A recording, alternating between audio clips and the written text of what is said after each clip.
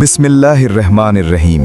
প্রিয় শ্রোতা, আজ আমি আপনাদের এমন একটি গল্প শোনাব যে গল্প শুনলে বুকের ভেতর কেঁপে উঠবে, চোখের কোণে জল আসবে, আর মনে মনে ভাববেন আল্লাহ সত্যিই দেখেন, আল্লাহ সত্যিই শোনেন, আল্লাহ কখনো ঘুমান না।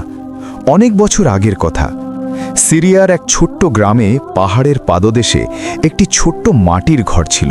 সেই ঘরে বাস করত একটি ছেলে, নাম তার ইউসুফ।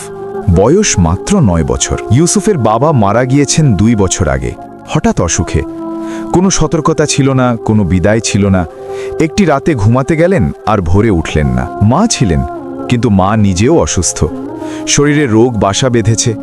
প্রতিদিন ঘরের কাজ করেন, হাঁসফাঁস করেন, তবু ছেলেকে ভালো রাখার চেষ্টা করেন। ইউসুফ প্রতিদিন সকালে উঠে মায়ের জন্য পানি আনতে যায়, কূপ থেকে দূরে। পায়ে ছেঁড়া স্যান্ডেল, পিঠে পুরনো ব্যাগ, কিন্তু পথে একটা বাধা ছিল। সেই বাধার নাম ছিল আবু কামাল। আবু কামাল ছিল গ্রামের সবচেয়ে ধনী মানুষ। তার ছিল বড় বাড়ি, বড় বাগান, বড় গুদামঘর, কিন্তু তার মনটা ছিল পাথরের মতো শক্ত। ভেতরে কোনো নরম কোণ ছিল না। ইউসুফের বাবা যখন বেঁচে ছিলেন, তখন তিনি আবু কামালের কাছ থেকে এক টুকরো জমি ধার নিয়েছিলেন চাষের জন্য। কথা ছিল ফসল উঠলে ফিরিয়ে দেবেন, কিন্তু ফসল ওঠার আগেই বাবা মারা গেলেন। আবু কামাল সেই সুযোগ ছাড়েনি। সে দাবি করল জমির বদলে ইউসুফের বাবার ছোট্ট ভিটেটা তার। গ্রামের মানুষ জানত এটা অন্যায়, কিন্তু আবু কামালের ভয়ে কেউ মুখ খুলল না। মা কাঁদলেন, হাত জোড় করে বললেন, ভাই, আমরা কোথায় যাব?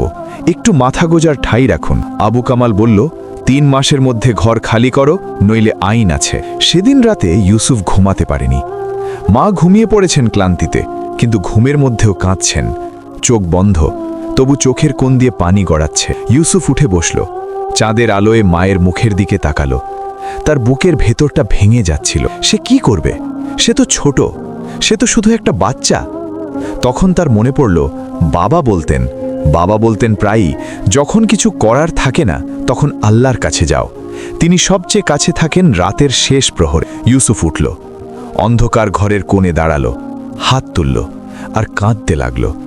শব্দ নেই, চিৎকার নেই, শুধু নিঃশব্দ কান্না। বুক ভেঙে পড়ছে, চোখ থেকে পানি নামছে, আর ঠোঁট নড়ছে। সে বলল, ইয়া আল্লাহ, আমার মা কাঁদছেন। আমি ছোট, আমি কিছু করতে পারি না, কিন্তু তুমি তো সব পারো।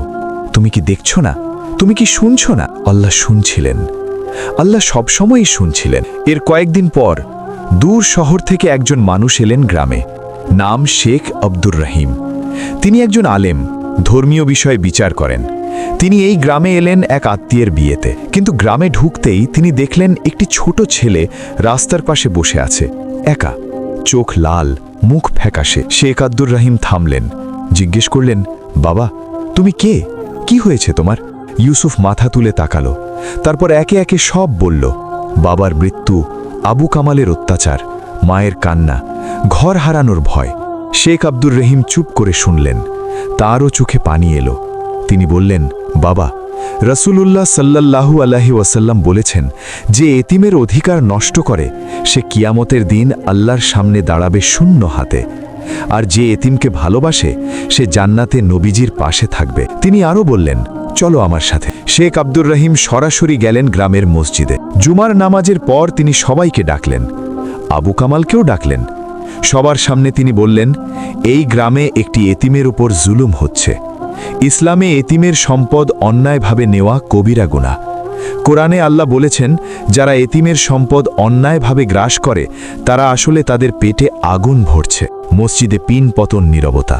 আবু কামাল প্রথমে রাগী হল, বলল, এটা ব্যবসার বিষয়, এখানে ধর্মের কি আছে?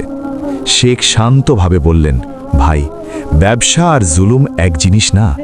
একজন মৃত মানুষের স্ত্রী ও সন্তান থেকে বাড়ি কেড়ে নেওয়া ব্যবসা না, এটা পাপ।